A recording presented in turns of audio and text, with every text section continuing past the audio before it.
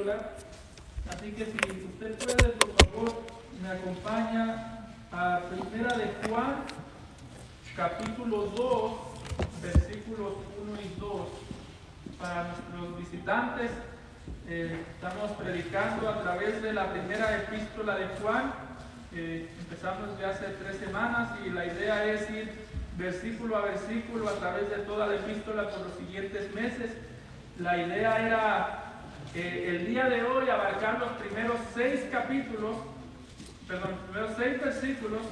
pero no se pudo porque iba a terminar siendo un sermón de aproximadamente 4 horas. Entonces nada más vamos a cubrir los primeros 2 versículos, que es donde nos quedamos la semana pasada. Primera de Juan, capítulo 2, versículos 1 y 2, y cuando lo tengan se pone sobre sus pies y me responde con un amén. Primera de Juan, capítulo 2, versículos del 1 al 2. Dice la palabra del Señor: hijitos míos, estas cosas os escribo para que no pequéis. Y si alguno hubiere pecado, abogado tenemos para con el Padre, a Jesucristo el justo.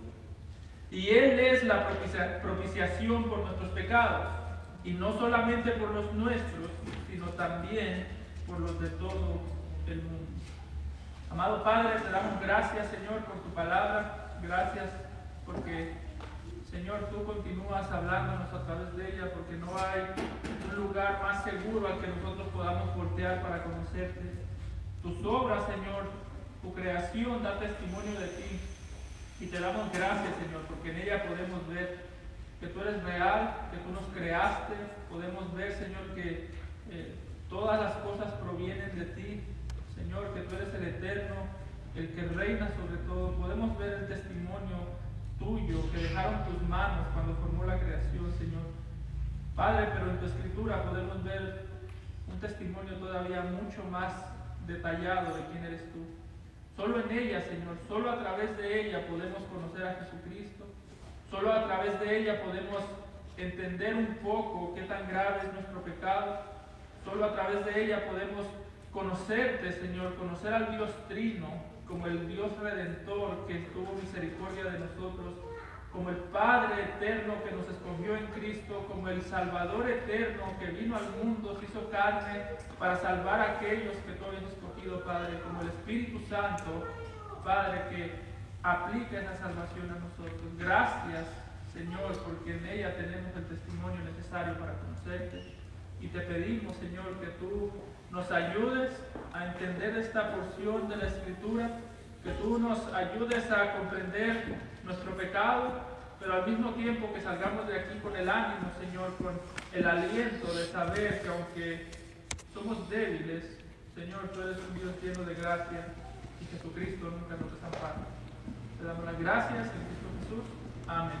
¿Pueden tomar asiento, hermanos?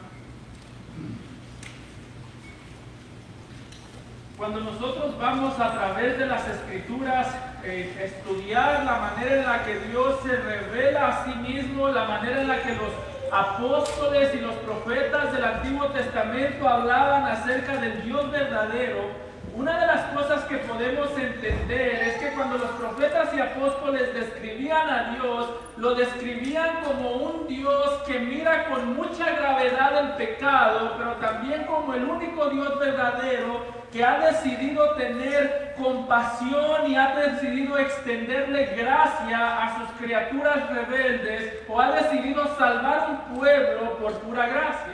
Si nosotros vamos a las Escrituras y en este tiempo que estamos estudiando los profetas el martes, algo que queda muy claro es que Dios nunca habla a medias tintas cuando se trata del pecado. Dios nunca suaviza el pecado, Dios nunca suaviza la gravedad del pecado, nunca habla de una manera que el pecado de una manera que hace ver que el pecado no fuese tan grave. Cuando nosotros vamos tanto al Antiguo como en el Nuevo Testamento, queda claro el odio que Dios tiene en contra del pecado, queda claro la manera en la que Dios ha prometido destruir a todo aquel que practica el pecado sin arrepentirse.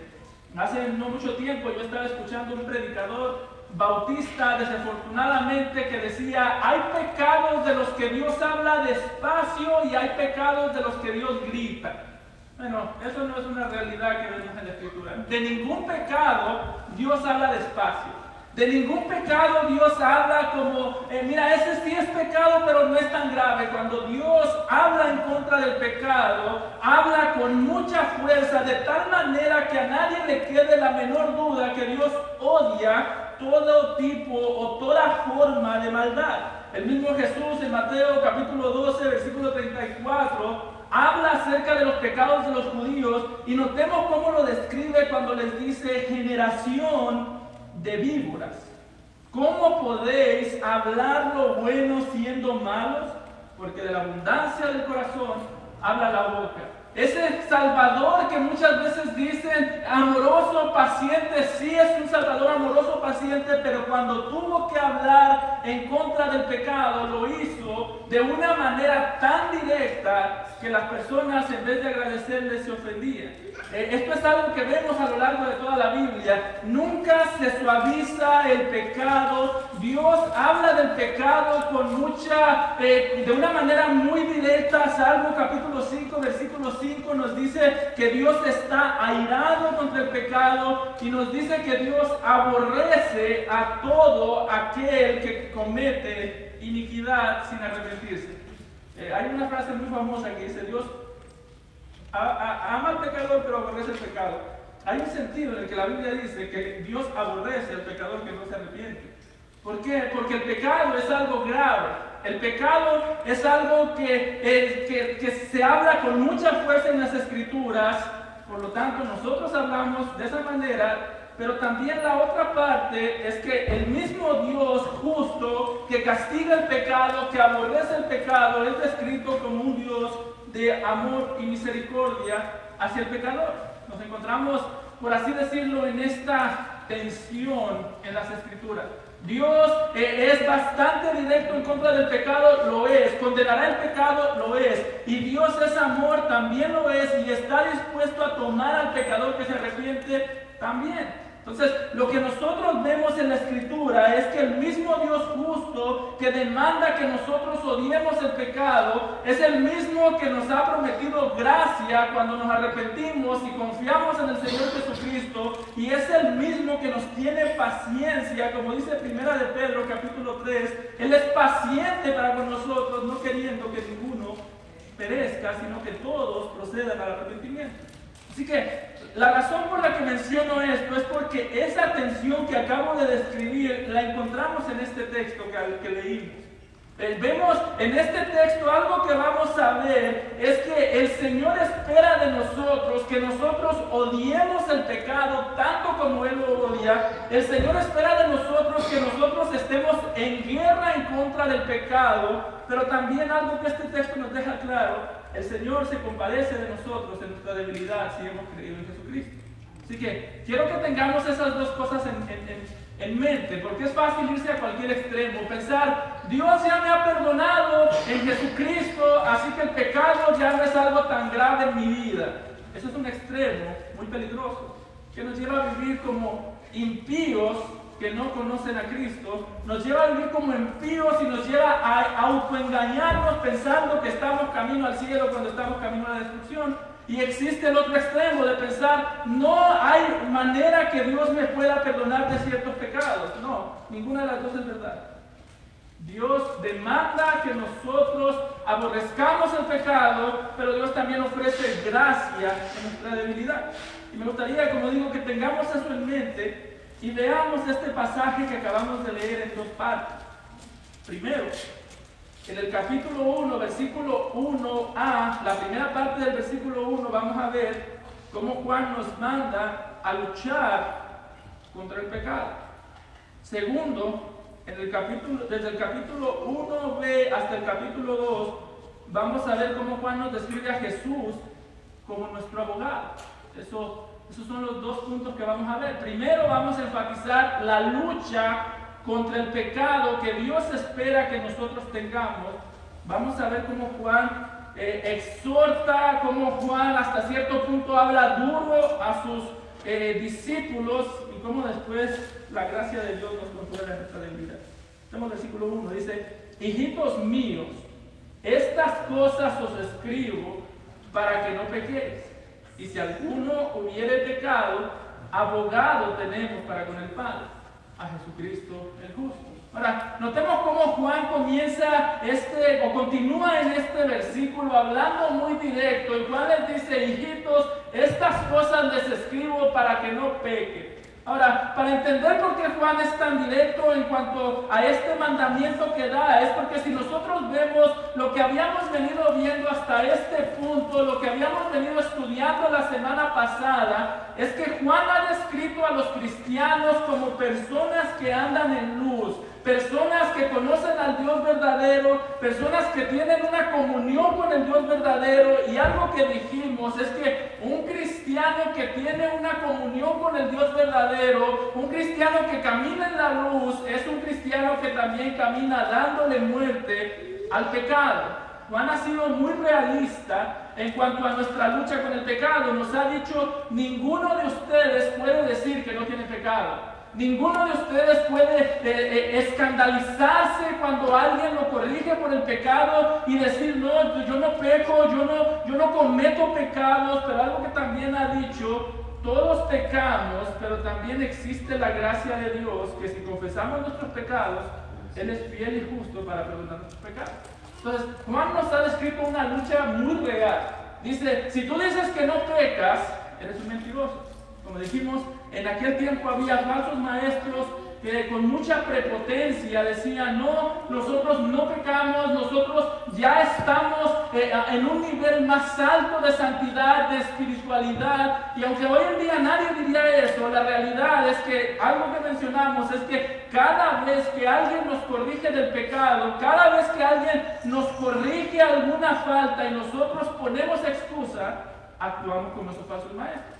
Así que, aunque nosotros no decimos: yo ya no peco, cuando me niego a darle muerte al pecado, cuando me niego a ser corregido por mis hermanos, actúo como esos falsos maestros. Así que Juan nos ha dicho: si tú dices que no pecas, eres un mentiroso.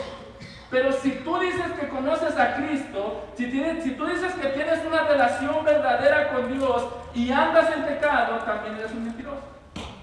Yo no puedo decir no peco porque miento. Si digo yo conozco a Cristo, pero ando en una vida de pecado sin arrepentimiento, también miento. Entonces, ¿cuál es la vida cristiana? Bueno, Juan lo ha dicho: un cristiano es aquel que reconoce su pecado y confiesa su pecado apartándose de él. Como dijo David en el Salmo 32, versículo 5, cuando confesaba su pecado: mi pecado te declaré. Esto debería de salir de los labios de todo cristiano. Cuando nos confrontan con el pecado, esto debería de salir de un verdadero cristiano, hijo de Dios, que cae en su debilidad. Mi pecado te declaré y no encubrí mi iniquidad. Es decir, no puse ningún tipo de pretexto, Señor. Yo te declaré mi pecado y no lo traté de maquillar. No dije: Señor, sí, yo peco, pero es que la carne es débil, sino que solamente dije: te lo declaré y no encubrí mi iniquidad. Dije: confesaré mis transgresiones a Jehová y tú perdonaste la maldad de mi pecado. Eso es un cristiano.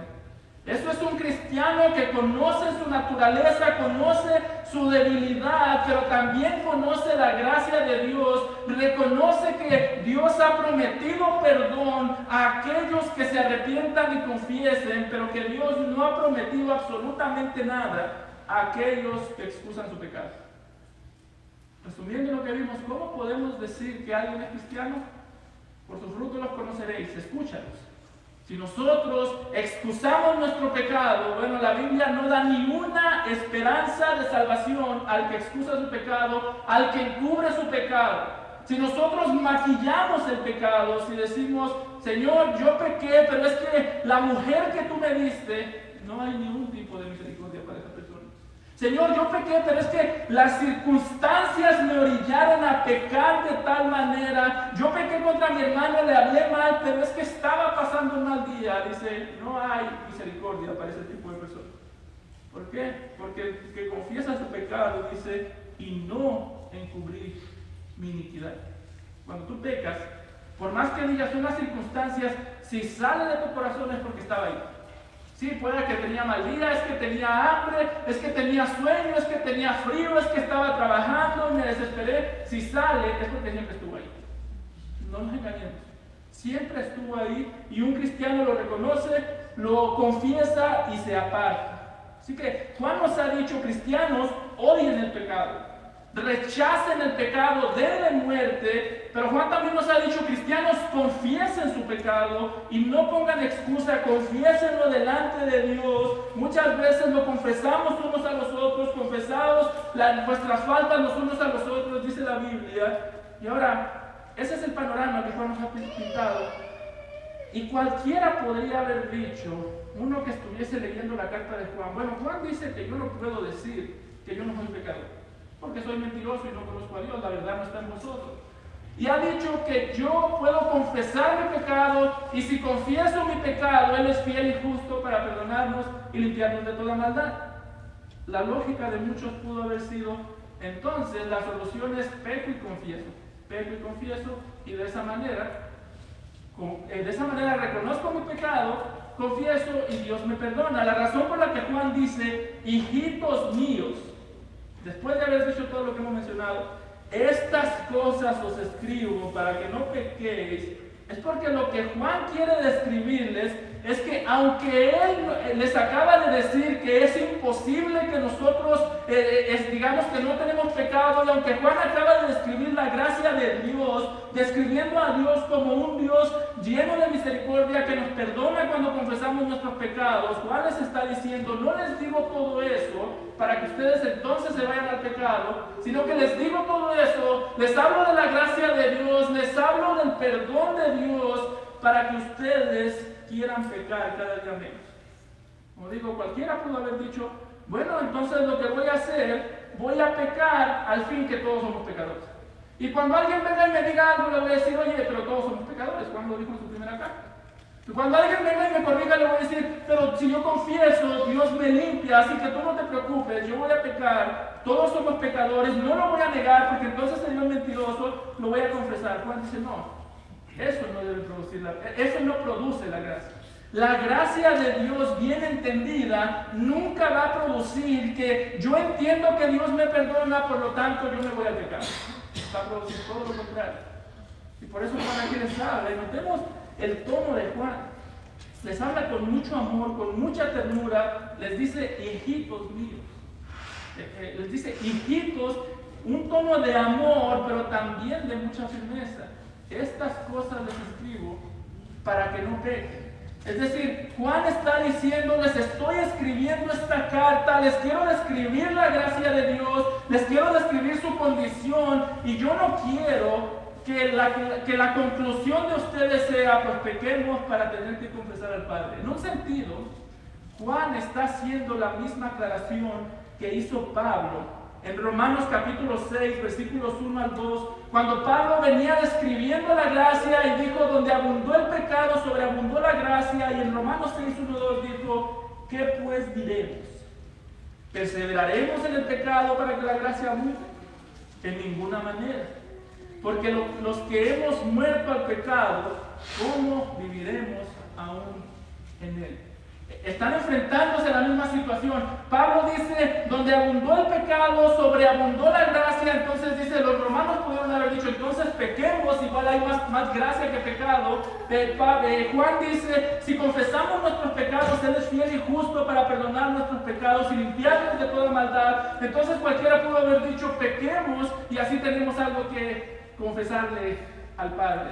Y Juan y Pablo dicen, no. Eso no es entender la gracia. Una persona que entiende la gracia de Dios, que entiende la misericordia de Dios, que entiende el amor de Dios, que conoce la gracia perdonadora de Dios, no es una persona que va a ver el pecado a la ligera, o no es una persona que va a querer acercarse al pecado, sino que va a querer mantenerse lo más alejado posible del pecado. Muchas veces nosotros decimos que entendemos la gracia, pero en vez de estar viviendo bajo la gracia, nos volvemos como personas llenas de libertinaje que no entienden nada de la gracia. ¿Por qué menciono eso? Porque ¿cuántas veces no hemos pensado en el pecado en estos términos?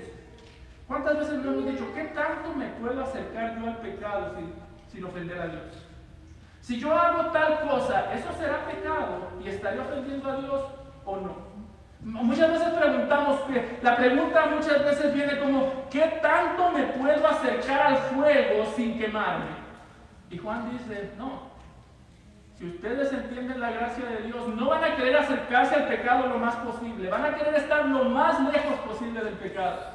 Porque la gracia de Dios, la confesión que Dios nos ha dado para clamar a Él por misericordia, esa gracia no nos es dada para que nosotros tengamos libertad para pecar, sino para que tengamos libertad de arrancar el pecado de nuestro corazón.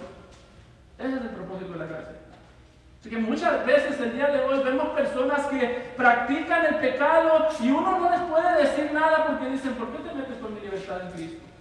Cristo me ha dado libertad. Cristo me ha dado libertad y el día de hoy se le llama legalismo a la obediencia y libertad a la desobediencia. Cristo no nos dio libertad para pecar.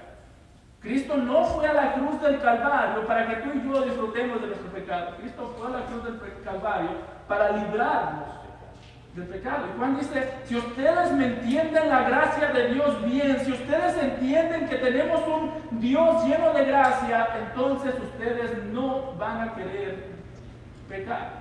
Es que la manera en la que nosotros nos relacionamos con el pecado dice mucho de qué gracia estamos creyendo. Dice mucho de qué es lo que yo creo acerca de la gracia de Dios reflejada en las Escrituras. Juan nos dice, hijitos, les escribo para que no pequen. Yo no quiero darles conocimiento para que después ustedes utilicen ese conocimiento para pecar. Yo quiero darles conocimiento para que ustedes odien el pecado. Mi pregunta, hermano, para ti es, ¿a dónde te está llevando el conocimiento de la gracia de Dios? ¿A dónde te lleva todo lo que aprendes cada domingo, lo que aprendes el martes, lo que aprendes en predicaciones en YouTube, lo que ves en posts en Facebook? ¿Para dónde te lleva eso? ¿A odiar más el pecado? ¿O a decir, me voy a acercar al fuego lo más posible pero sin quemar?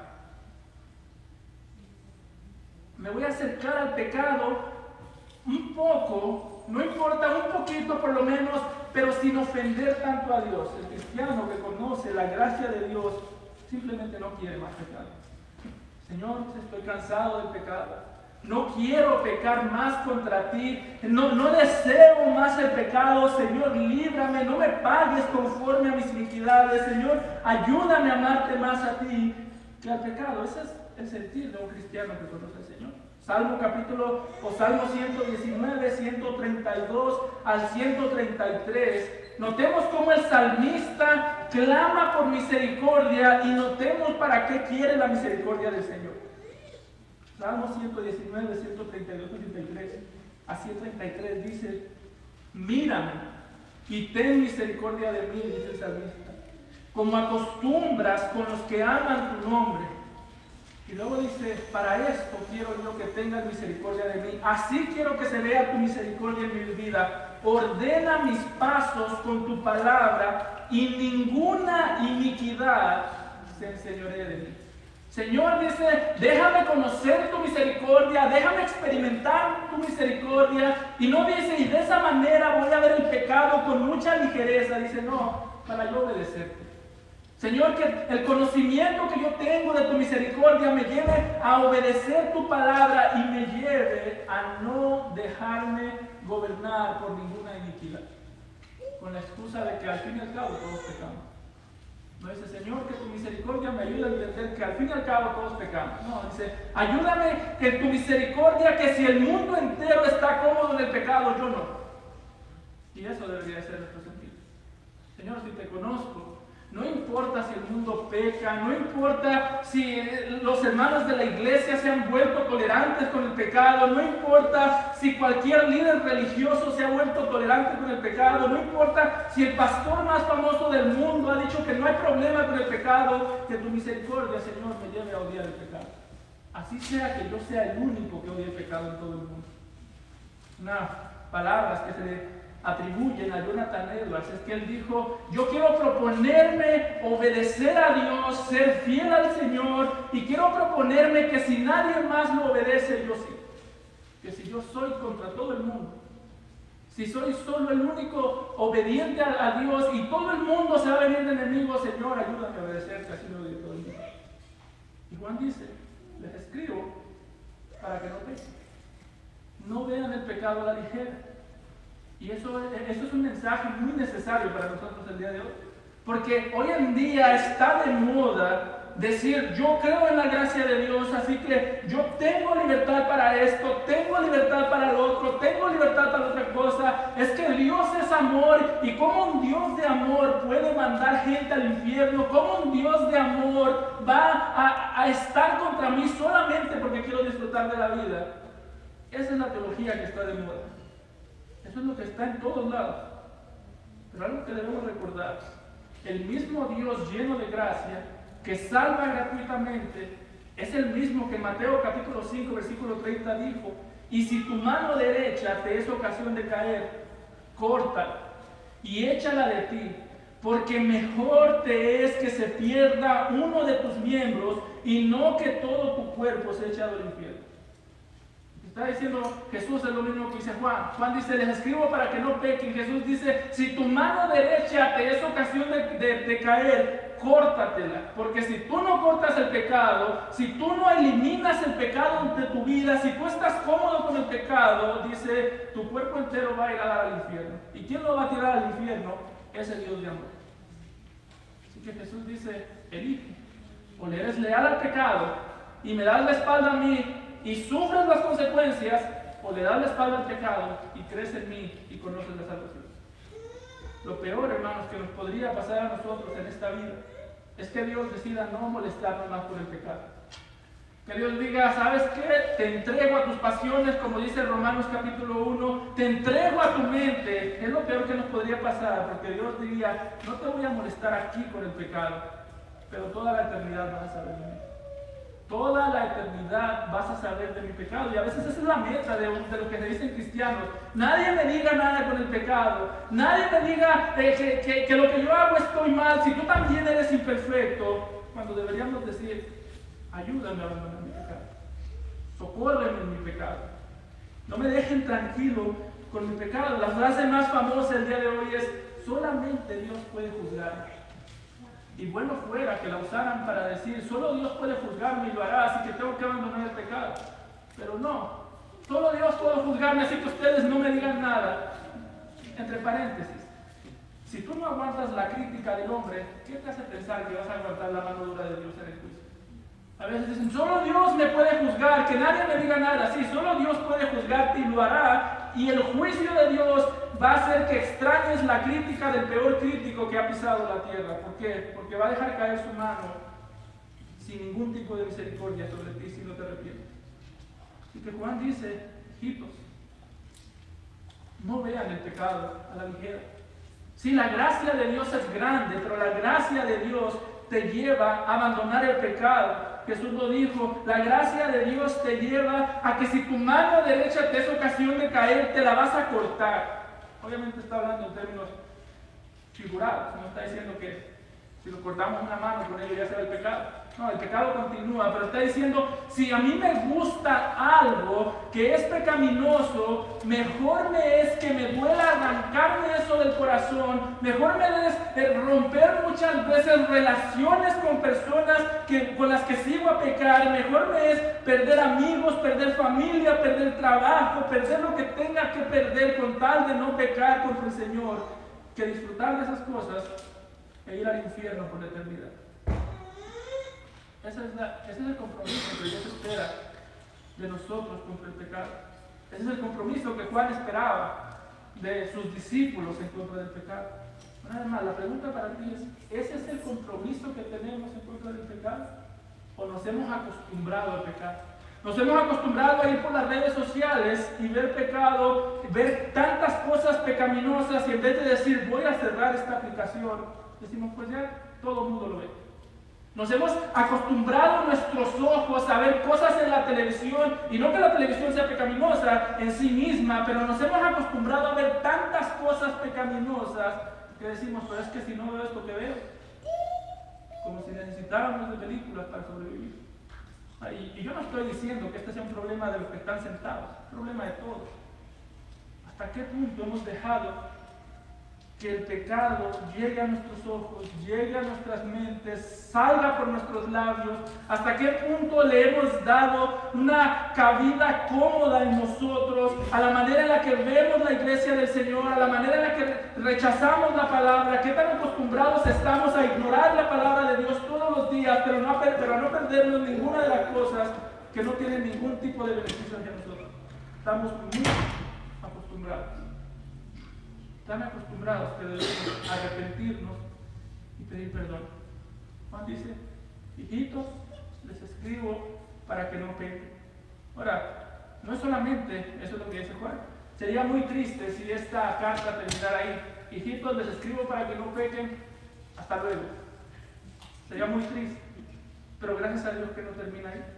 Versículo 1, parte B. Dice, y si alguno hubiere pecado, abogado tenemos para con el Padre, a Jesucristo el justo. Juan básicamente tiene un estilo de escritura bastante interesante, como los otros apóstoles, pero esto se nota mucho en Juan. Juan primero agarra a los discípulos, les da una zarandeada y después les dice, pero tranquilos, tenemos abogado. Es decir, notemos el balance que Juan hace aquí.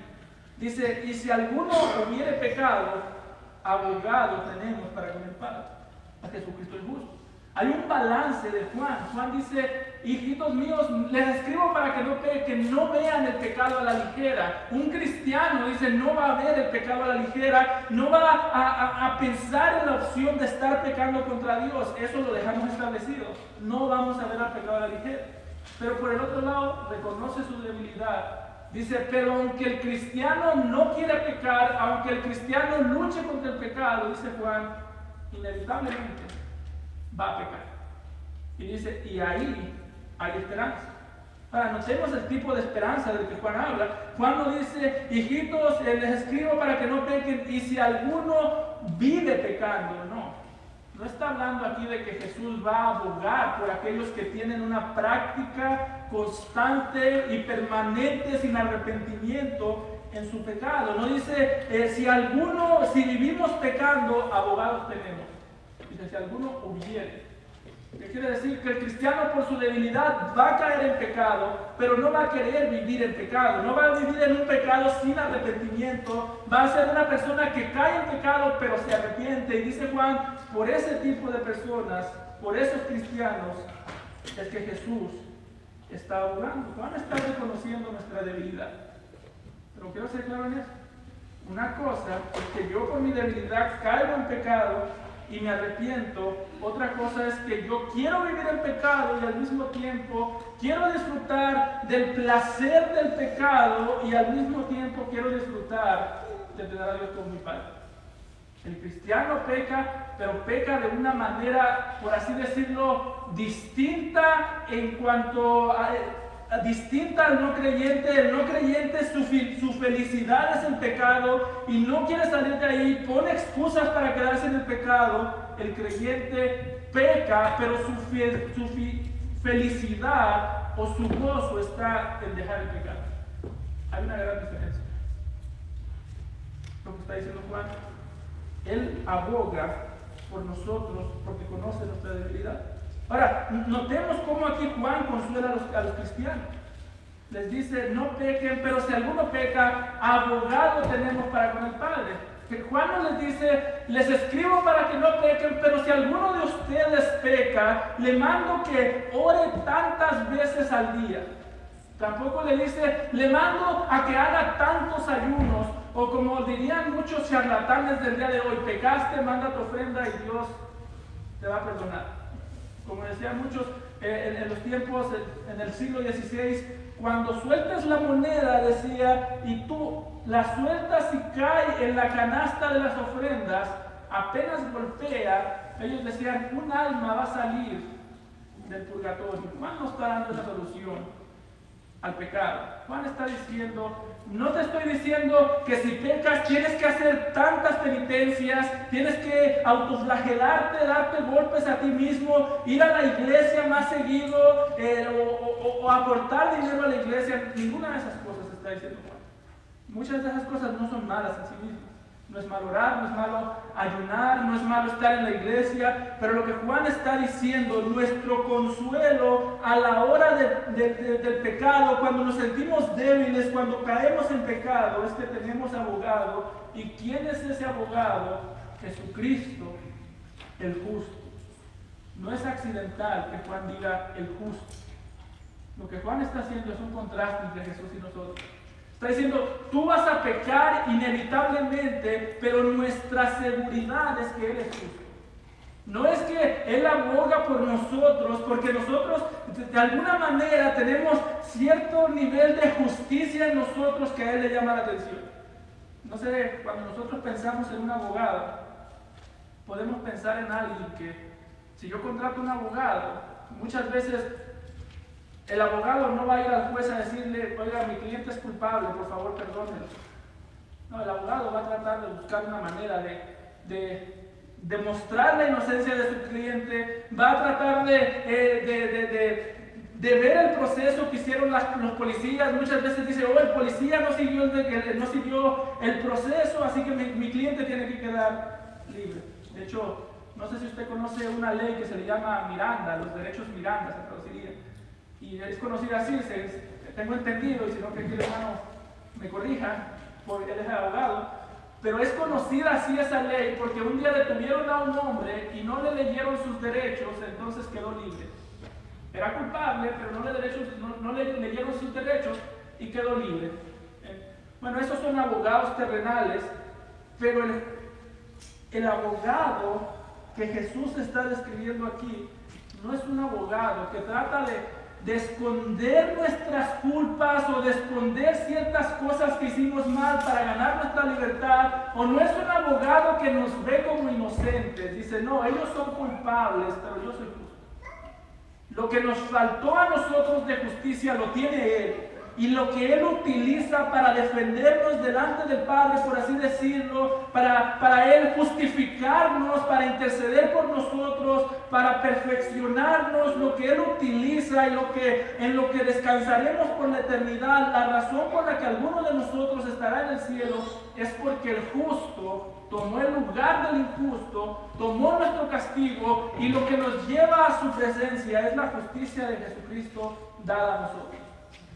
Lo que está diciendo Juan, ustedes son pecadores, Jesús es justo y Él intercede por ustedes. Él no está en el cielo diciendo, Padre, te prometo que van a mejorar. Él dice, son pecadores, pero yo soy justo. Y es en mi justicia, en lo que yo he hecho, no por lo que ellos se han hecho, sino en lo que yo he hecho, que ellos pueden descansar. Si tú caes en pecado, la solución no es que te ores 40 horas sin dormir. Puedes salir de esa oración y vas a volver a caer en pecado. Si tú caes en pecado, te arrepientes y tu descanso está no en algo que tú haces, sino en algo que Jesús hizo. En sentido, no es algo que yo puedo hacer por mí, no es que la solución está en mí, como nos dicen el día de hoy, saca tú el campeón que llevas dentro. No, dice, el campeón está a la diestra del Padre y Él intercede por nosotros. Él se compadece por nosotros. ¿Y qué es lo que Él usa para representarnos delante del Padre? ¿Cuáles son los argumentos de Jesús para interceder, abogar por nosotros, por la eternidad? ¿Cuáles son esos argumentos que Jesús utiliza? Versículo 2. Y Él es la propiciación por nuestros pecados. Y no solamente por los nuestros, sino también por los de todo el mundo. En pocas palabras, Jesús intercede por ti y por mí, por lo que Él hizo.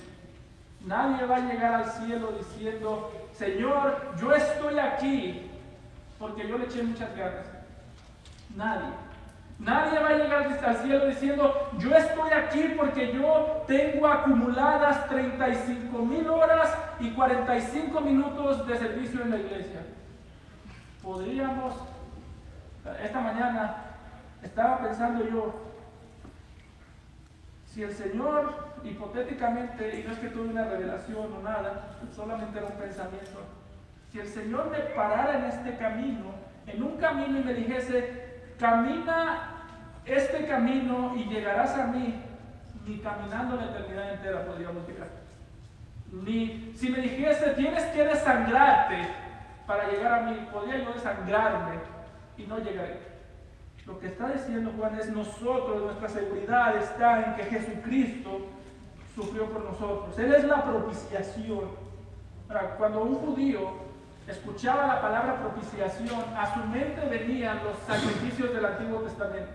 Usted va al libro de Levíticos, se habla mucho de la palabra expiación y propiciación, y la propiciación básicamente era cuando el sumo sacerdote mataba un animal, un cordero. Lo que hacía es que tomaba sangre, entraba al templo donde estaba el arca del pacto, y una de las cosas que hacía es que rociaba la sangre sobre la tapa del arca del pacto. En ocasiones pasadas hemos estudiado el tema. El arca era como una caja y tenía una tapa encima. Esa tapa se llamaba propiciatorio, y lo que hacía es que rociaba la sangre de los animales sobre esa tapa una vez al año, como señal de que el Señor había cubierto o había sido propicio para cubrir los pecados. El problema es que lo tenían que hacer una vez cada año. Cada año iba otro animal limpio. Era la manera en la que ellos entendían el Evangelio. El animal era limpio, era perfecto. Ellos decían, yo soy imperfecto, el animal es limpio y perfecto. El sacerdote le cortaba, le mataba el animal y decía, lo que le pasó a ese animal merecía que me pasara a mí. Y decía, nuestra propiciación es el animal que ha sido sacrificado. El judío, cuando pensaba en propiciación, pensaba en un cordero que era sacrificado en su lugar. Nosotros, cuando pensamos en propiciación, pensamos en Jesucristo. Notamos como dice, Él es. No dice, y Él nos da solamente una propiciación. No dice, Él nos da solamente un perdón de pecados, aunque sí Él nos da perdón de pecados, pero dice, Él es el perdón de pecados. Él es la propiciación de nuestros pecados, y no solo por los nuestros. Él hizo propiciación, Él es la propiciación por nuestros pecados, perdón. Entonces, los judíos pensaban en el Antiguo Testamento y pensaban la ley, matamos corderos en el templo o en el tabernáculo para que Dios sea propicio. Nosotros pensamos en Jesús muriendo en la presencia de Dios. Hebreos capítulo 9, versículos 24 y 25. Esto es lo que debería venir a nuestra mente cada vez que escuchamos la palabra propiciación. Porque no entró, dice Hebreos 9, 24 al 25, hablando de Jesucristo. Porque no entró Cristo en el santuario hecho de mano. No entró al templo, no entró al tabernáculo, no entró a una casa hecha de manos, figura del verdadero, sino en el cielo mismo, para presentarse ahora por nosotros ante Dios. Y no para ofrecerse muchas veces, como entre el sumo sacerdote en el lugar santísimo cada año con sangre ajena. ¿En qué descansamos? Él fue a la presencia de Dios. Él sufrió por nosotros en la presencia de Dios. Y eso es lo que nos trae descanso, dice Juan. Nuestro descanso cuando pecamos no son nuestras oraciones. ¿Debemos orar? Sí. ¿Debemos leer la Escritura? También. Pero nuestro descanso no es el acto como tal de leer y orar. Nuestro descanso es lo que Jesús hizo. Hermanos, todo lo que nos da seguridad en esta vida delante de Dios, básicamente se encuentra no en lo que nosotros hacemos, sino en lo que Jesucristo hizo. Si el día de hoy tú sientes una seguridad por lo que tú estás haciendo, déjame decirte, ese no es el Evangelio. Si tú dices, me siento más tranquilo porque ya fui a la iglesia. Me siento más tranquilo porque eso no es el Evangelio. Eso no es lo que predicó Jesucristo. No es que yo me siento mejor por lo que yo hice, sino que me siento seguro. Mi seguridad está en lo que Él hizo. mi seguridad está en que, como dice la Biblia, el justo murió por los injustos para llevarnos a Dios. Primera de Pedro, capítulo 3, versículo 18. No dice, el justo murió por los injustos para que le ayudemos a llevarnos a Dios. Él murió por los injustos para llevarnos a Dios. El que no conoció pecado, por nosotros fue hecho pecado para que nosotros fuésemos hecho justicia de Dios en él. 2 Corintios 5:21. El que es limpio, el que es perfecto, el que no conoce ningún pecado, el que no pecó ni se halló engaño en su boca, dice, Él tomó nuestro pecado y ahí está nuestro descanso. Yo no sé con qué pecado puedes estar luchando tú, pero si tú eres un hijo de Dios, por ese pecado ya pagó Jesucristo. Ahora, escuchemos la palabra. ¿Con qué pecado estés luchando? Muchas veces un verdadero cristiano puede estar confundido y decir, ¿será que yo no soy salvo? ¿Será que yo no conozco a Jesucristo de verdad? Porque es que todavía caigo en cierto pecado. Todavía fallo, caigo en este pecado, caigo en otro pecado, tengo problemas de enojo, tengo problemas de tantas cosas. ¿Cómo puedo yo saber que yo soy un cristiano? Bueno, si tú te has arrepentido y creído en Jesucristo, una marca del verdadero cristiano es la lucha contra el pecado. Donde no hay lucha, no hay vida.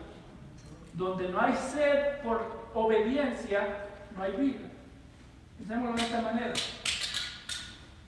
Si yo pongo esta botella de agua entre una persona débil que acaba de caminar un desierto y un cadáver y la pongo a un lado, ¿quién va a agarrar la botella de agua?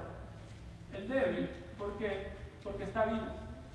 Entonces, cuando pensamos en la vida cristiana, nosotros somos esos débiles, que sí somos débiles, pero no estamos contentos con el pecado, luchamos en contra del pecado, y como digo, si no hay lucha, no hay vida. Y que si tú estás luchando contra un pecado, dale gracias a Dios porque estás luchando, porque podrías estar tranquilo con el pecado. Dale gracias a Dios que tu seguridad delante de Dios no se encuentra en que un día en este mundo vas a ser sin pecado, sino que el que era sin pecado fue a la cruz por ti. Isaías capítulo 53, versículo 5, mas Él, Jesús, herido fue por nuestras rebeliones, molido por nuestros pecados, el castigo de nuestra paz fue sobre Él, y dice, por su llaga fuimos nosotros curados, por lo que Él hizo, eternamente estoy curado delante de Dios. Hebreos capítulo 9, y por un solo sacrificio Él hizo perfectos a todos los santificados. ¿Qué quiere decir? Por ese sacrificio nosotros estamos limpios delante de Dios por siempre. Pero si el Hijo de Dios continúa luchando con el pecado. Esa lucha, aunque imperfecta, aunque caes, aunque batallas, esa lucha puede ser la mayor evidencia de que el Señor ha obrado y ha entregado su gracia a ti. ¿Estás cómodo con el pecado? No digas que eres Hijo de Dios. Porque donde no hay lucha, no hay vida. A veces decimos, voy a cometer este pecado, pero me voy a molestar mucho, pero me va a incomodar mucho. No, si te incomoda, pelea contra él.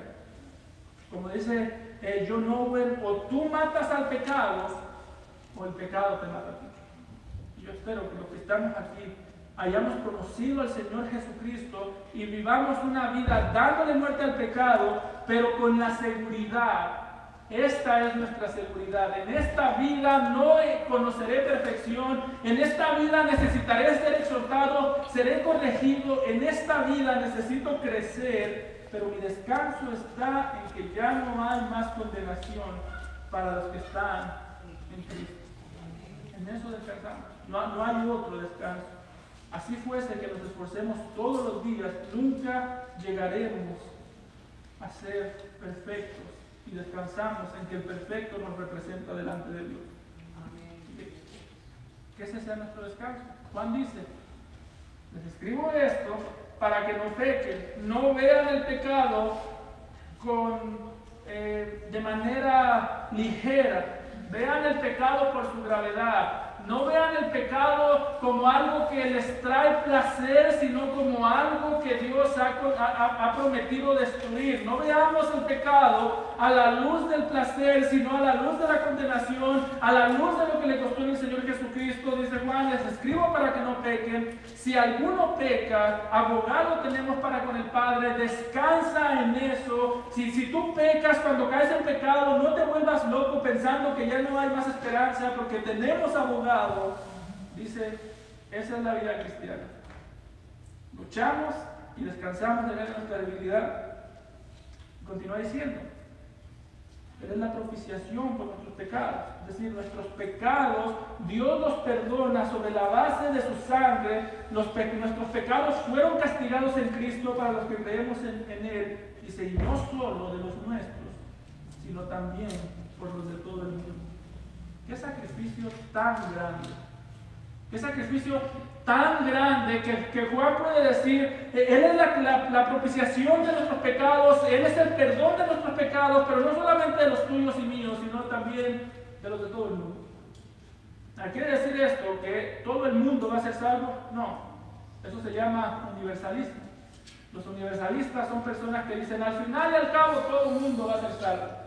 Pero Jesús no era universalista, Jesús no creía y no enseñó que todo el mundo iba a ser salvo. ¿Cómo sabemos? No todo el que me dice Señor, Señor, entrará en mi reino. Jesús mismo reconoció, muchos dirán que me conocían, pero mentirán e irán al infierno.